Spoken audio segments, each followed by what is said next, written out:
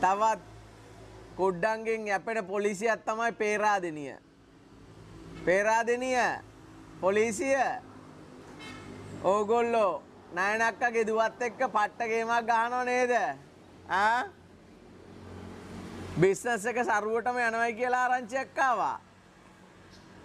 නයනක්කගේ දුවත් එක්ක. හොඳට මේ ගෙවනවා ඇති නයනක්කා නේද? බලු වැඩ කරන්න එපා ඕයි. තමුසලගෙත් ළමයි ඉන්නව නේද?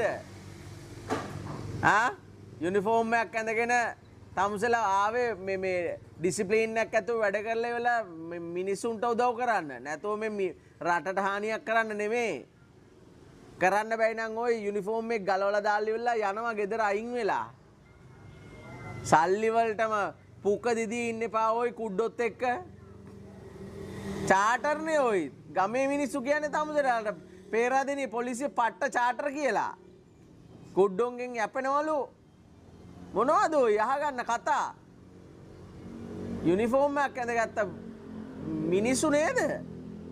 රජයට සේවාවක් කරන්න ආපු මිනිස්සු.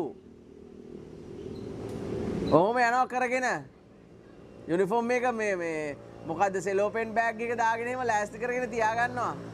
යන්න. වැඩක් නැහැ නේ ඔය තමුසලාගෙන් හිටියට. පුටු රත් කරගෙන බඩවල් නිකන් තියෙනවා නිකන් මේ මොනවද මේ කල්දේරම් වගේ. වැඩේ කරගන්න බැයි නම් යනවා හලෝ යනවා. තේරුමක් නැහැ පේරාදෙනිය ඉඳලා.